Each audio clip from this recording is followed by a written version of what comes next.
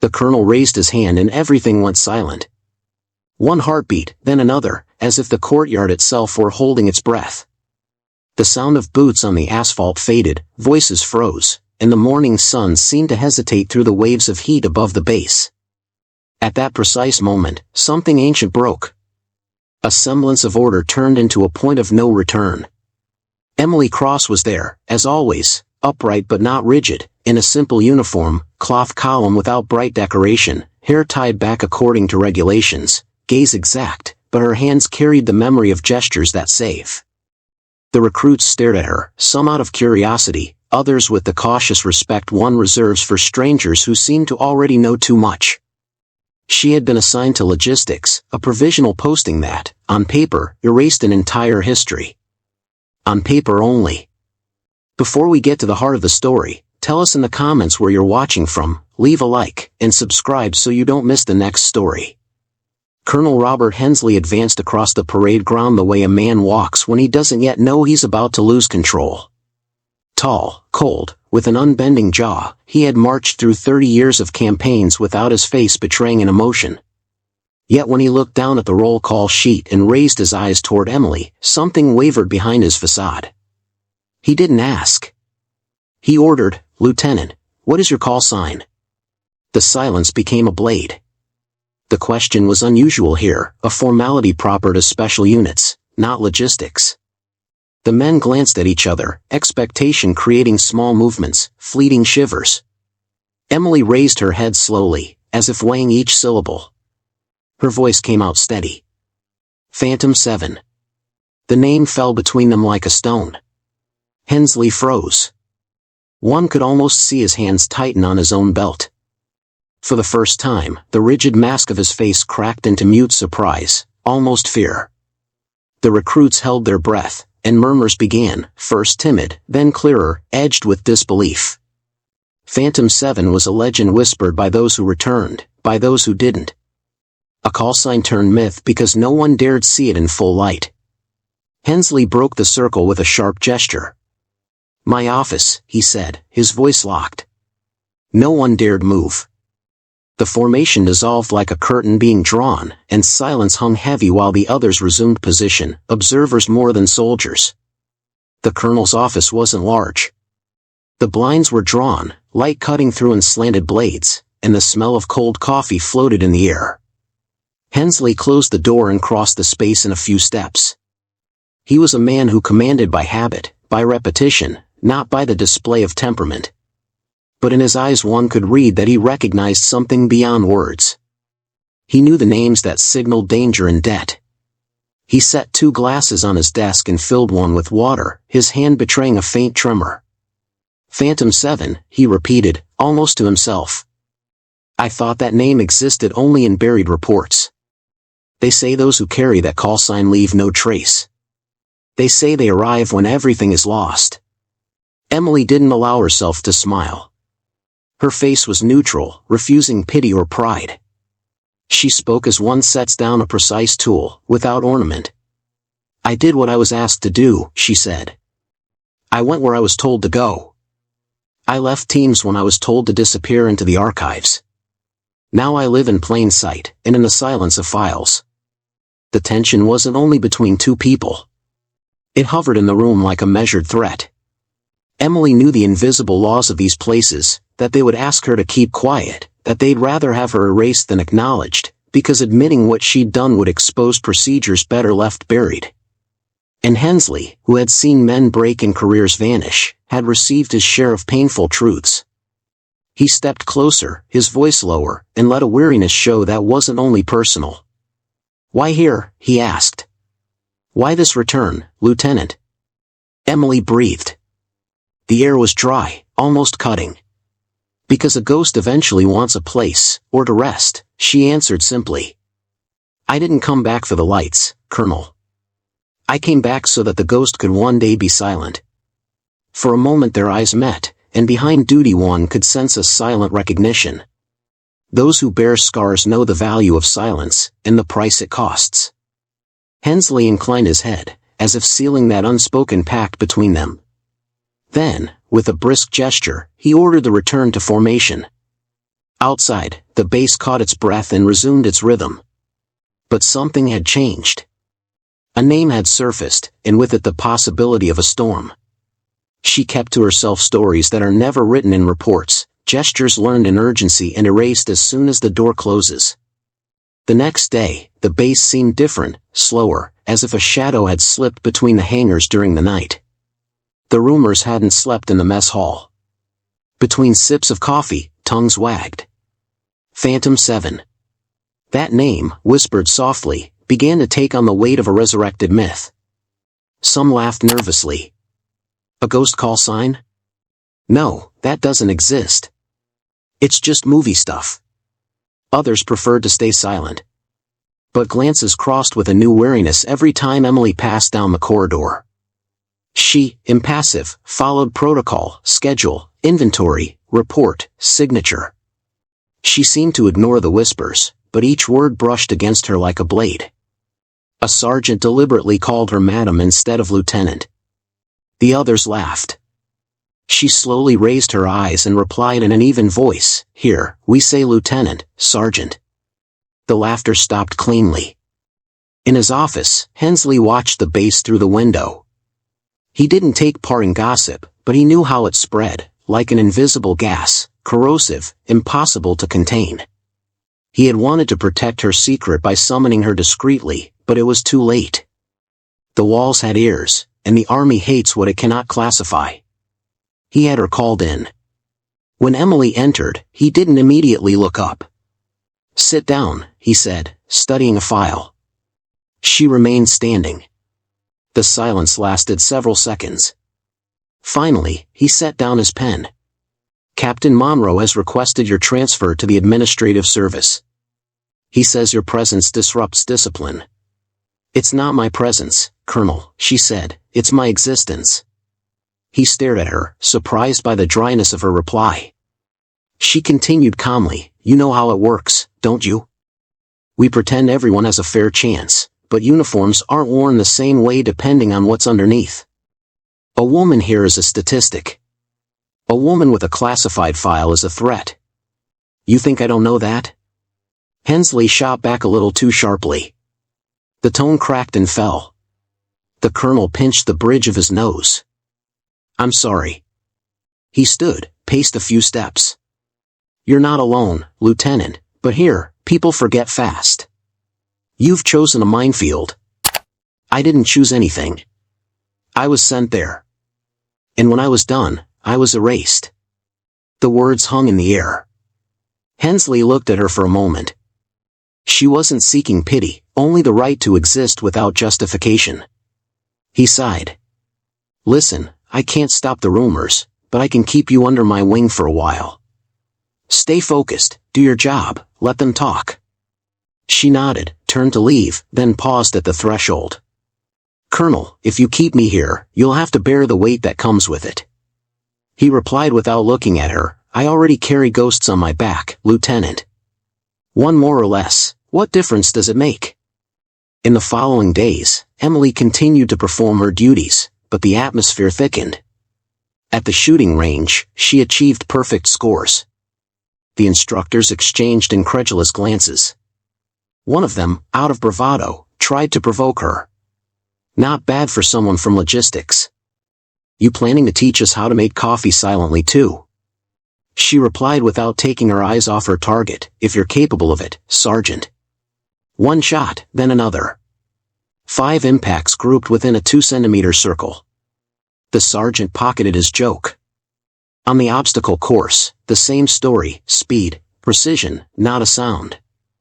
Her movements seemed calculated to the second, as if her body followed a protocol etched inside her. The observers began to doubt. Some admired her, others whispered that none of it could be natural. One evening in the mess hall, the rumors finally burst aloud. A chief warrant officer, bourbon in his veins, spoke out loudly, "Phantom 7 is a sham. No one's ever seen that unit. It's just a cover code for botched operations." Emily, sitting 2 tables away, didn't move. But a young lieutenant protested, "I was deployed overseas. My brother served under Colonel Hensley." He told me about a miracle extraction, an invisible team. And you believe those campfire tales, rookie? At that moment, Hensley entered. Immediate silence. He swept the room with his eyes without a word and continued toward the exit. No one resumed the conversation, but everyone understood. There really was something behind the myth. At night, Emily wrote her reports in the silence of the empty office. The neon lights flickered above her head. Each line of text felt like one more layer of concealment, a way to exist without speaking. She wondered if shadow was better than light, if anonymity was better than erasure. On her desk, a cardboard file bore a single word in capitals, ANAR. She stared at it for a long moment before sliding it into a locked drawer. Outside, the ocean wind still carried the distant sounds of night exercises. Emily closed her eyes, inhaled. She knew this calm was deceptive. On every base, there's always a storm waiting for an excuse. And this time, the excuse bore a name she thought she'd forgotten. Phantom 7.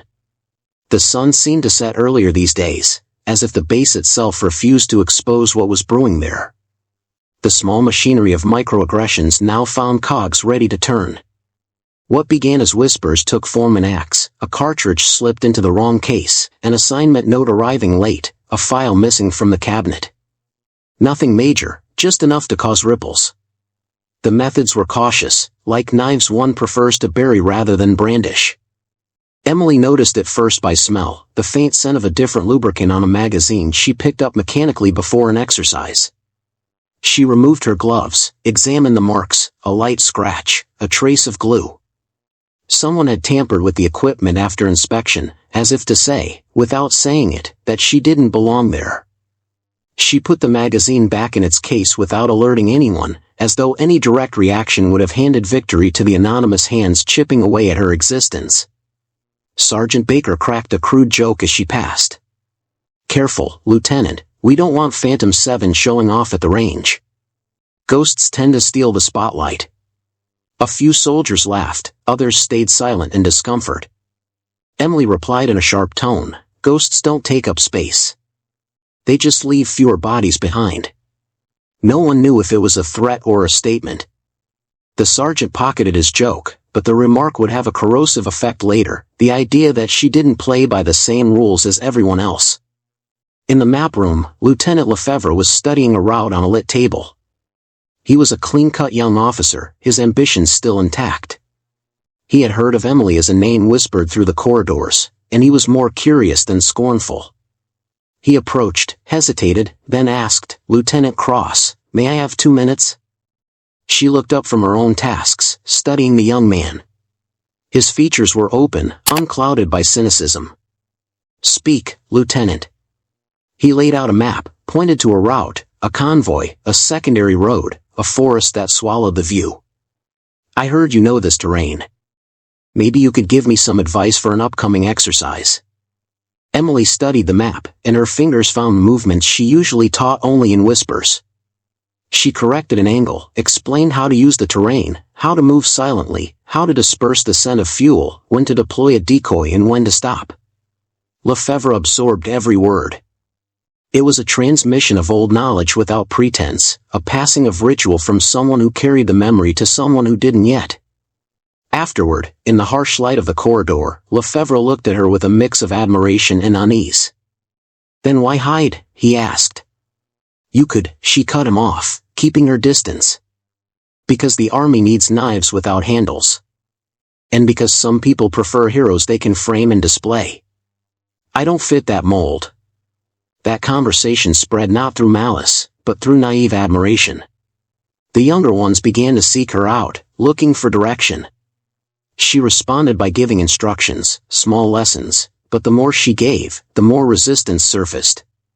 An administrative officer murmured that she'd be barred from teaching under the pretext of lacking credentials, and a squad leader spread the rumor that she didn't have the necessary clearance to pass on sensitive techniques. Then came the tanker incident. A supply convoy was transporting fuel to the armored vehicles. Coordination was entrusted to a logistics team who, through error or malice, left the valve partially open. The truck lost enough fuel to delay several vehicles. Captain Monroe spoke of possible sabotage. Eyes turned toward Emily, though no one could tell if it was presumption or the search for a scapegoat. She inspected the vehicle, found the valve slightly bent, then quietly put things back in order. No one admitted to opening it. But the dull accusation had settled in. That accumulation of small acts of hostility took a new turn when an anonymous message appeared pinned in the hall. Phantom 7, illegal operation. Someone had glued together fragments of newspapers, anonymous testimonies, hints of erased missions. The notice spread into a wider rumor. She was credited with unexplained acts of violence and imaginary sabotage. Emily feigned indifference. She knew that a direct response would backfire, either turning her into a martyr or silencing her more completely. So she kept working, correcting, teaching in secret, gathering the younger ones who were looking for meaning. But the pressure kept building. The slightest misstep would be taken as proof. The small sabotages continued, precise as an invisible countdown. When night fell, Lefebvre found her still at the shooting range, reassembling a torn target. He brought her a cup of coffee. "Thank you, Lieutenant, for the instructions." She took the cup, looked at the young man, and said plainly, "Learn the technique, but also learn why it's kept to yourself. Because the real danger isn't the enemy ahead of you, it's how your own side sees you." He nodded, unable to fully grasp the weight of her words. Outside, the night filtered between the hangars like a black curtain. Inside, a network was forming, fragile yet determined. The anonymous voices would keep creaking, but something else had begun to grow, a slow refusal, a resistance that would take shape if fed. The alarm sounded on a Tuesday at 3:47. A red light flashed in the main corridor, accompanied by the long wail of internal sirens. Soldiers burst from the dormitories, faces still marked by sleep. At the center of the command post, Hensley was already staring at the main screen. A map of the southern zone stretched before him, streaked with red dots. A humanitarian convoy, 2 trucks and a medical vehicle, had disappeared from the radar. Last contact, 219, Sector Delta 12. The silence in the briefing room was heavy. Officers stood around the table, their shadows shifting under the flickering screen light. The colonel spoke without raising his voice. Transmissions were cut abruptly. The escort reported an ambush before losing contact. Probability of a coordinated attack, 80%. A satellite map showed dusty roads, low hills covered in sparse vegetation, a zone everyone avoided, littered with old enemy positions. Hensley ran a hand over his graying beard. No team available for another 2 hours. One captain suggested a diversion strike, another reminded him of the risk to civilians. Everyone was searching for a theoretical solution. No one dared say the word rescue. The face of young Lieutenant Lefebvre appeared on one of the screens. He was part of the convoy. Injured or captured, they didn't know. Emily's voice cut through the silence. "I can go." Everyone turned. Hensley stared at her. "Alone?" "Yes. Give me the patrol layout and let me leave before dawn." A murmur spread through the room. Captain Monroe exploded. "This isn't a movie, Lieutenant. You think your ghost stories still work?" Emily answered calmly, "This isn't a movie. It's a job. You're afraid of disorder, not a failure." Hensley slammed the table, stopping the argument cold. Silence. He stepped closer, his gaze heavy. "You know what this means? No support. No satellite coverage for 45 minutes. And if you're captured, there won't be a file left to archive." Hensley held her gaze. For an instant, all sound vanished around them. Then he spoke lower. "I should stop you. But I remember Anner. Go. And this time, come back." She nodded without smiling. In the hangar, preparation unfolded in dense silence. Emily slipped into the black suit, checked each strap. She packed little, knife, climbing line, infrared lamp, 2 magazines, a short-range radio. Her movements were precise, methodical. The tech sergeant hesitated to assist her. She fastened the harness herself. "You're going alone?" he asked, incredulous. "A team is noise." The helicopter blades began to turn. The warm wind lifted the dust from the tarmac. Hensley joined her one last time before boarding. "You don't have to prove anything anymore, Lieutenant." "I'm not proving anything, Colonel. I'm paying a debt." She climbed aboard and sat near the open door. The pilot signaled, and the machine rose, swallowed by the night. Inside, there was only the drone of the engine and the red glow of the instrument panel. Emily closed her eyes, reconstructing the terrain in her mind, the gorge where the convoy had vanished, the old evacuation tracks, the cover points. Every meter was a hypothesis. She ran a finger over the map strapped to her thigh. 24 minutes before drop. When the helicopter cut the engine and hovered, she let herself fall into darkness. The ground hit her like a brutal reminder. The air smelled of sand and metal. She checked her signal, total silence. Before her, the valley stretched frozen under a pale moonlight.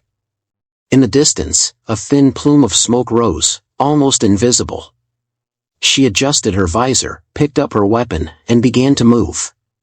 Each step took her deeper into the mission, deeper into that gray zone where one obeys only necessity. Back at the base, Hensley stood facing the screen where a single blinking dot marked Emily's beacon. Around him, officers whispered. "She doesn't stand a chance." "Yes," said Hensley, precisely because she knows she doesn't.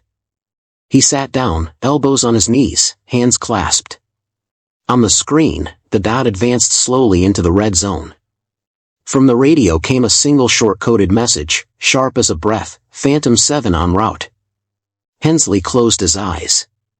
Ghosts, he thought, don't announce when they arrive, they announce when they return. On the eve of dawn, the base was locked in a damp anticipation, like a muscle tensing before exertion. In a side hangar, shadows gathered around a metal table strewn with maps, bits of plastic, and traces of ink. Emily laid her fingers on the paper as if on familiar skin. The plan wasn't a promise, it was a string of probable lies that had to be turned into certainty. She traced the main route, then drew a series of shaded secondary paths that contained hiding places. "Here," she murmured, pointing to a rocky ledge. "They camouflage a tank there. In summer, they leave a dead animal to mask the smell. Not now. But geography behaves the same. You take the snake trail to the left, not the open track." Intelligence Lieutenant Ortega stood beside her, arms crossed. His face was shaped by the habit of skepticism.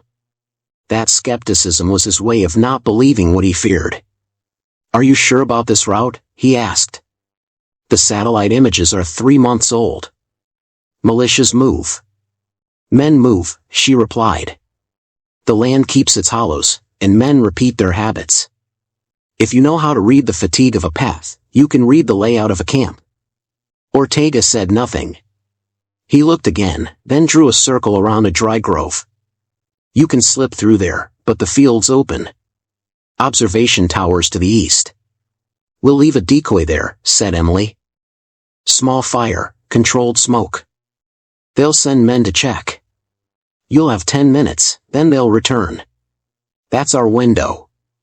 The technical officer tried to convince her to insert with a small detachment. Emily shook her head. "A team is noise. A team announces its presence. I go solo, I absorb the risk. I'll hand the mission back clean." The technician sighed, then shrugged. "If you say so. But don't count on me to climb into that nightmare without cover." The pilot, Sergeant Miller, arrived wiping his forehead. He didn't look eager. The last time he'd been ordered on a risky flight, he'd lost a friend. He placed a hand on the helicopter's fuselage as if on a wounded animal. "You want me to drop you in the dark?" he asked. "You drop me and leave immediately," she replied. "Timing is everything. I won't go if I'm not sure you can make it back. I've got families depending on me in this squadron." Hensley arrived then, heavy and precise. He stood between them, a presence that ended all arguments. "Sergeant," he said without any forced politeness, "mission approved. You drop her, Take extraction line B, and pick your heading without hesitation. Understood? The pilot met the colonel's eyes, then looked at Emily. In her, he saw something that had nothing to do with orders, a cold determination. With a sigh that sounded like surrender, he nodded.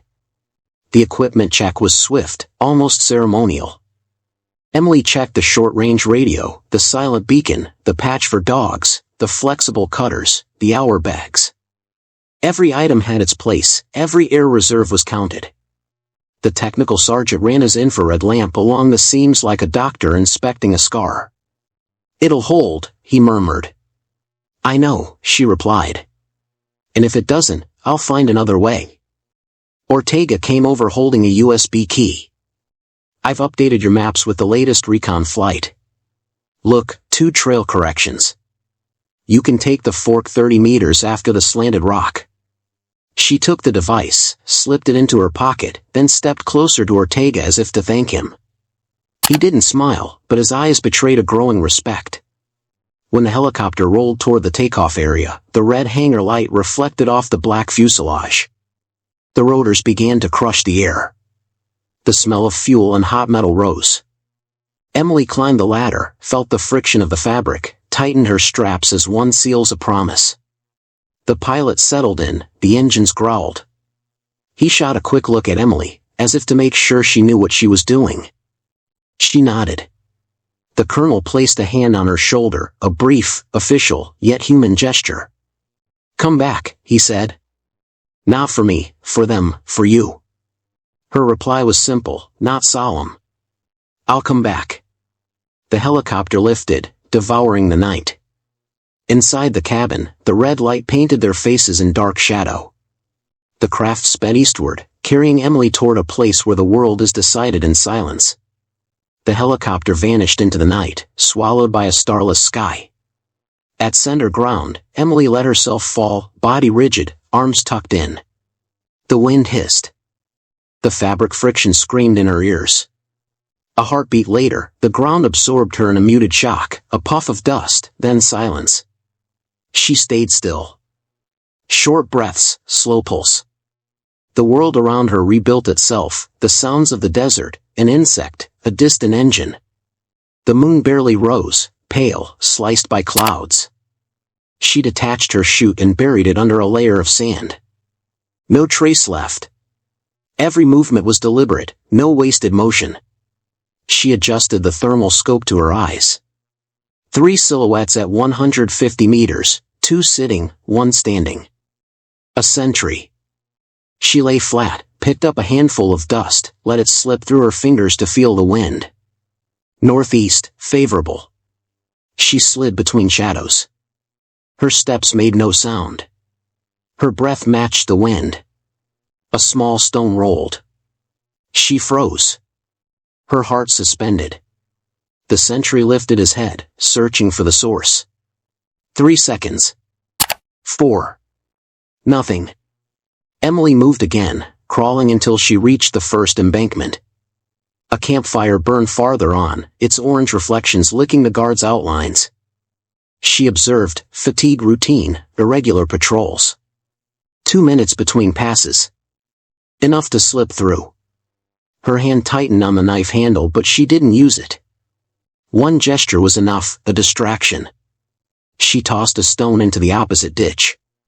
The guard turned, raised his flashlight. In that moment, Emily crossed unseen. The makeshift prison wasn't a structure, just a cage of wire mesh and sheet metal clumsily fastened. Inside, 3 figures. One barely moved. She recognized Lieutenant Lefebvre's face, pale, dust-covered, a crude bandage on his forehead. He was breathing, but weakly. She approached, slid a hand to the lock, old, rusted, no key, but a copper wire. She twisted it, levered it, a click. The padlock gave way. She entered. Lefebvre saw her without comprehension. "Who?" "Phantom," she whispered. "We're leaving." He nodded, still dazed. She cut his bonds and supported him. The third prisoner, a civilian without uniform, stared wide-eyed. She hesitated a second, then cut his ropes too. You're coming with us, she whispered. If you speak, you die. If you stay silent, you live. The civilian nodded, trembling. Outside, the night was denser. The patrols had shifted rhythm, she could feel it, the pulse of the terrain, that invisible shiver only survivors recognize. Someone had noticed something. They had to vanish. She signaled, total silence. They crawled to the fence, slipped between the sheets of metal. 20 meters away, a dog barked, pulling on its chain. Lights flared. Voices shouted. Emily shoved Lefebvre into a ditch, flattened herself, hand over his mouth. Boots passed just meters away, dark shapes against torchlight. The dog kept barking. Then, with a sharp motion, she hurled a small metal capsule behind a ruin. A dry explosion, just a flash of light. The guards ran in the opposite direction. Emily took advantage of it. She stood up, pulling Lefebvre with her, the civilian behind. 3 minutes of leeway. Their bodies blended into the dust, silhouettes swallowed by the terrain. They crossed a field of stones and slid down a small embankment. The young officer was gasping. It's far. Far enough to die, not far enough to give up, she replied. She checked the compass on her sleeve, southwest heading. The extraction beacon still blinked on her watch, 5 kilometers away. A chasm in these conditions. A motor roared behind them. Headlights swept across the plain. She pressed against a wall, dragging Lefebvre close. Enemy soldiers patrolled in a jeep, searching for tracks. One of the spotlights passed so near she felt its heat on her face. Then the light moved away, swallowed by the night. She waited 10 long minutes before moving. Every minute, a year of war. Then she resumed the march, slowly, almost without breathing. An hour later, they reached the bed of a dry wadi. She slid the civilian and the lieutenant inside, pressed a finger to her lips. No word. She climbed alone to a rocky outcrop. Kneeling, she scanned the area. The sky was beginning to pale on the horizon. Too late for discretion. She activated her radio. A single short-coded beep, the extraction signal. Phantom 7, secure channel. Target located. Urgent extraction. A voice crackled through the static. Copy. Base compromised. Awaiting confirmation. No time, she answered. If they find us, there'll be nothing left to extract. Silence. Then the voice returned, lower. Understood. Extraction window in 30 minutes. Hold your position. She put away the radio and looked toward the empty sky. The wind was rising, scattering the dust. At her feet, Lefebvre was half asleep. The civilian trembled, lost. Emily tightened the strap on her weapon, her breathing steady as a metronome. Around her, the night unraveled, the hour of ghosts ending, the hour of the living beginning again. The sky was whitening as the extraction window closed like a jaw. Emily felt the air change, heavier, tinged with the smell of hot metal. 30 minutes, and the night that had protected them was slipping away. She lifted Lefebvre with a precise motion, took the civilian by the shoulder, and slipped out of the wadi bed, climbing silently toward the ridge overlooking the secondary clearing for extraction. Barely had they reached the top when the radio crackled again. Phantom 7, confirm situation report. The voice was tense, broken by alarm. Emily replied curtly, without emotion. Position southwest ridge. 3 total, 1 civilian, 1 wounded. Request immediate extraction. A pause, then command replied. Zone under increased surveillance. Reroute advised. Route C confirmed. Emily glanced north. The first extraction route was alive with engines, headlights flickered on the horizon, beams sweeping the plain, silhouettes moving. Time was short. Route C was a detour, and uncertain, a path only someone who knew the terrain by heart could take without alerting the whole valley. She made her decision in a breath. Route C. I'm going. Phantom 7, en route. There was hesitation at command, then a longer pause. Copy. Reduced window. Helicopter inbound to secondary clearing. Arrival in 8 minutes. Hold position. 8 minutes, to cross unforgiving hills. Emily sent Lefebvre ahead, her hands guiding him, fingers gripping the young officer's shoulder as if to pass him her rhythm. They descended in single file, evenly spaced, like calculated shadows. The civilian limped, she matched her pace to his. Halfway down, an enemy jeep engine chuckled behind them. A headlight sliced through their column like a cold blade. Emily froze, pressing everyone flat to the ground.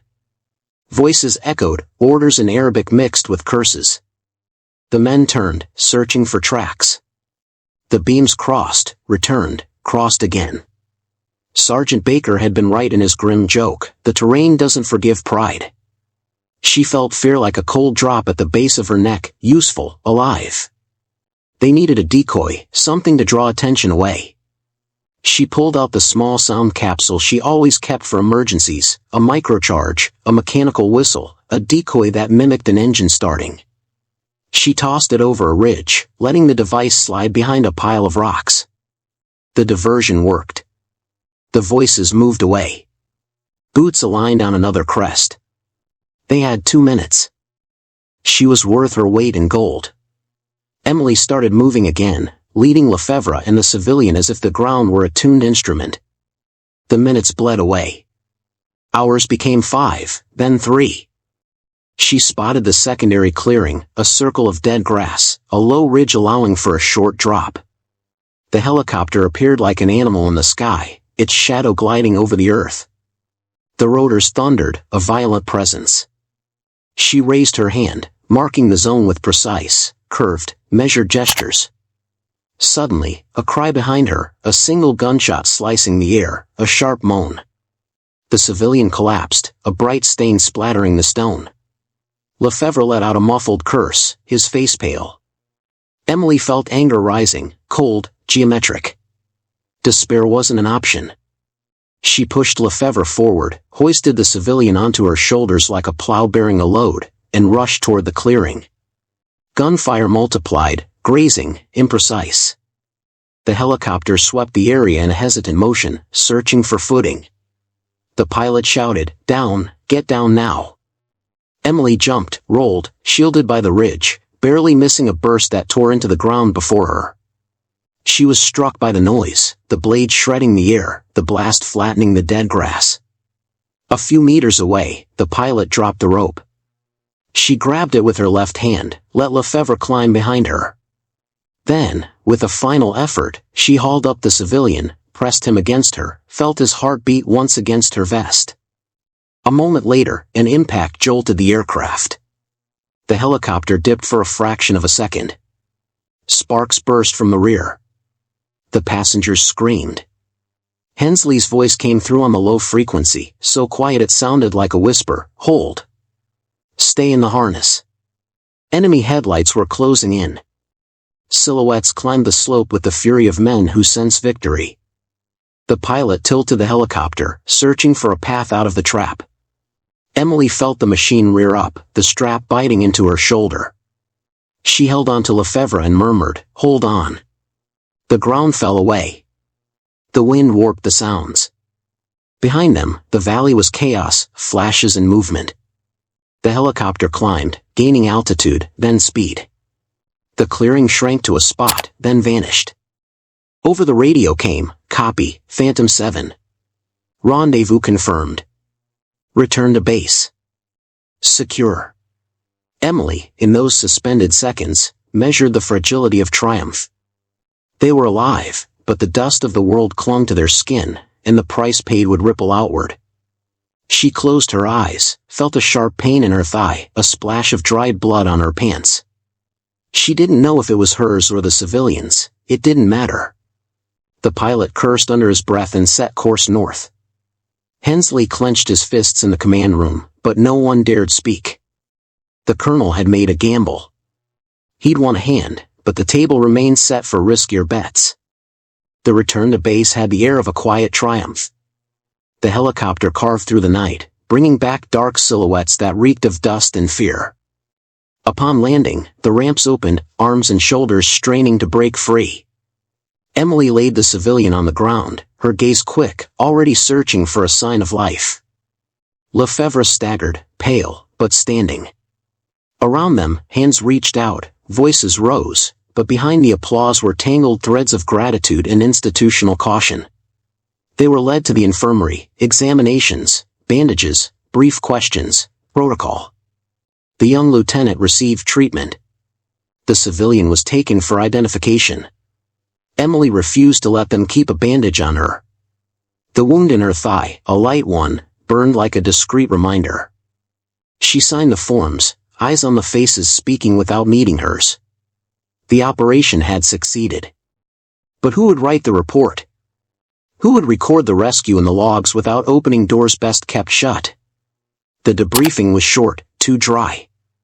The operations room smelled of cold coffee and fatigue. Screens displayed routes and figures. Captain Monroe spoke of protocol to be followed.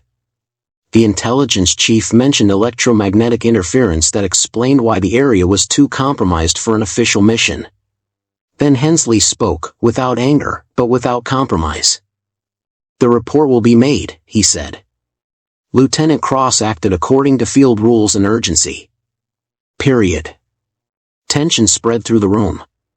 A logistics officer spoke up to remind everyone that any unauthorized operation carried responsibility. Another, more cautious voice advised prudence. It was necessary to verify every movement, every trace, to avoid collateral fallout. The atmosphere turned into a cold tribunal. Emily stayed silent, her hands clasped on the table, knuckles white. Soon, the administrative drama began. An internal file surfaced, a series of anonymous emails, complaints, formal requests to verify her authorization for field operations. Her certificates were examined, the archives questioned, someone combed through records as if searching for a flaw. Hard faces, official omissions, torn pages, classified mentions, sealed envelopes. The suspicion that had once been a whisper took the shape of a dossier. As the bureaucratic machine began grafting its pieces together, Hensley chose the difficult path. He spoke publicly. In front of the chain of command, he described the operation without revealing classified details but insisted that human lives had outweighed paperwork. His voice did not seek glory, it stated a fact. He took political responsibility for the mission and condemned the temptation of an easy scapegoat.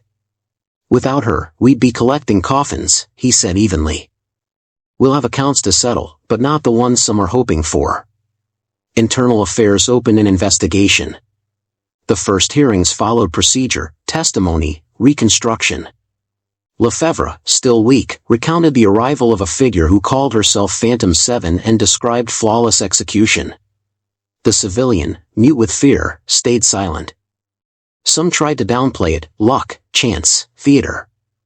Others, more measured, acknowledged competence. Meanwhile, discreet inspections uncovered troubling evidence. The valve of the tanker truck, the one that had nearly blocked the convoy, showed marks from specific tools, not natural corrosion. Bits of adhesive tape were found in a locker adjacent to Emily's storage. Harmless traces, but of a type that the lab linked to a model supplied only to a particular department. The clues didn't point toward Emily, they indicated targeted interference. Internal emails, hacked by an anonymous technician, revealed this, phrases suggesting that sidelining her would calm the families. "She attracts attention we can't control." The tone was bureaucratic, but the underlying reality was harsher, a human choice disguised as administrative stability and image control. It became clear that certain factions within the base preferred erasure to a hero who made them uneasy. The news spread, not as a scandal, but like a slow scent. Those who had suffered similar ostracism sent discreet messages of solidarity. Lefebvre visited Emily in the infirmary, awkward, sincere. "If I hadn't been an idiot, I wouldn't be here," he said. She shook her head. "You were there. That's all that matters. Learn to stand, not to regret." The political weight didn't fade. They offered Emily a transfer, an administrative post for her own good. It was the final move, remove her without crushing her. Hensley refused. He fought to have the mission recognized in the archives, demanding that the rescue be recorded under a code that would protect the methods but honor the lives. The outcome was partial, a hybrid compromise. The official report would mention a non-conventional rescue operation involving an unidentified operator, with a classified addendum validated by the chain of command.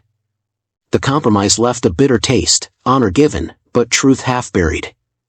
The evening the document reached Emily's desk, she read it in silence, a mention, a line, a code.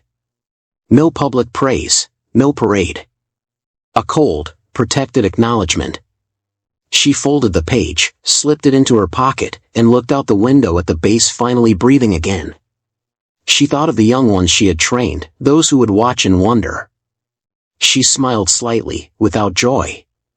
Hensley came to see her one last time before the private ceremony. He placed a hand on her shoulder, a gesture without ceremony, almost paternal.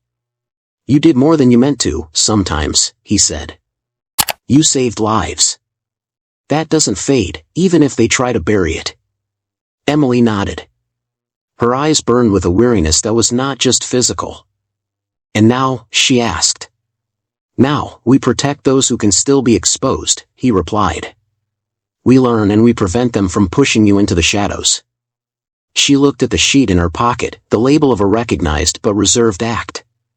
Her call sign, whispered behind closed doors, remained an official secret. She thought of the next generation, of those who would come after, and knew it would take more than documents to change the machinery. But tonight, at least, a hand had been extended. The ceremony was held at dusk with no flag and no cameras. A quiet gathering, a few figures in uniform, the wind making the tent fabric tremble. They pinned on insignia, gave formal thanks. Emily stayed back. No speeches, no shiny medals, just the sound of boots on concrete. Hensley spoke briefly. "Tonight we salute competence and loyalty, not the kind that shouts, but the kind that proves itself." His eyes met Emily's. It was not a tribute so much as a promise kept. He knew she did not expect praise, only that the truth not be erased. When it was over, the sky turned violet. The soldiers dispersed, the streetlights came back on. Emily remained alone on the parade ground. The shadows of the flags fell at her feet like healed wounds.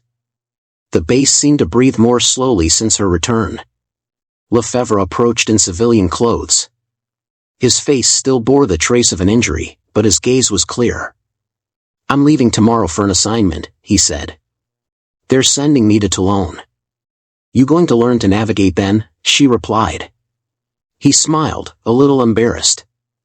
"I meant to say thank you." She nodded without smiling.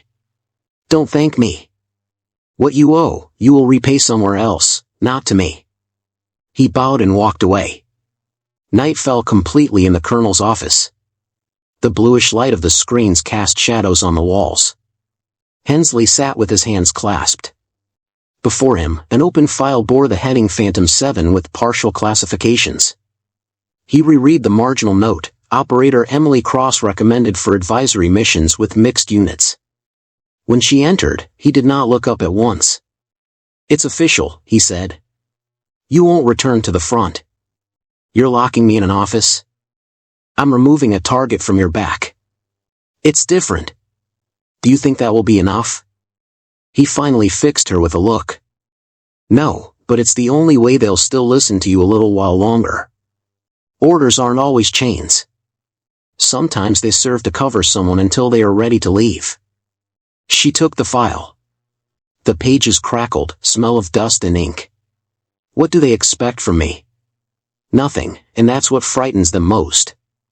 Do what you want with that margin of maneuver. Teach, train, prepare, but do it your way. A silence. Then she said softly, "And you, Colonel?" "I'll be retired before he decides whether I was complicit or simply too old." He laughed without joy. She smiled faintly this time. She closed the file, tucked it under her arm, and left the room. The hangar was empty, swept by the evening drafts. The black helicopter slept under a tarp. Emily walked slowly to it, laid a hand on the fuselage. Her fingers slid over the cold metal.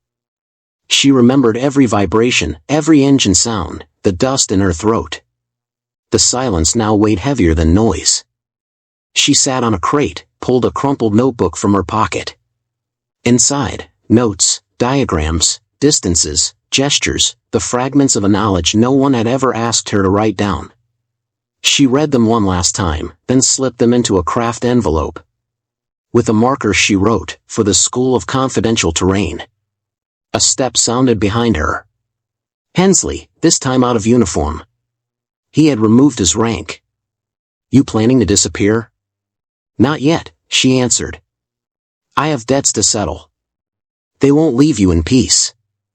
"I'm not asking them for peace. I'm asking them for time." The colonel nodded. "Then take it, and make them believe you obey them." They shook hands, not a military salute, but an aging farewell. At first light, the base woke under a clear sky. In the administrative office, a secretary found a letter addressed to Special Operations Directorate, confidential. No signature, just a note, non-lethal intervention method, female adaptation, cross-file. No one ever really knew how this document made its way through the departments. They say it later served as the foundation for a mixed training program in the Special Forces, where cadets learn to operate without gender hierarchy under the motto, "Silence is camouflage, respect is a weapon." The name Phantom 7 never appeared anywhere. But sometimes, in the dormitories, when a young recruit completed a flawless mission, one could hear a sergeant murmur with a half-smile, "Phantom 7 would have done it like that, and that was enough."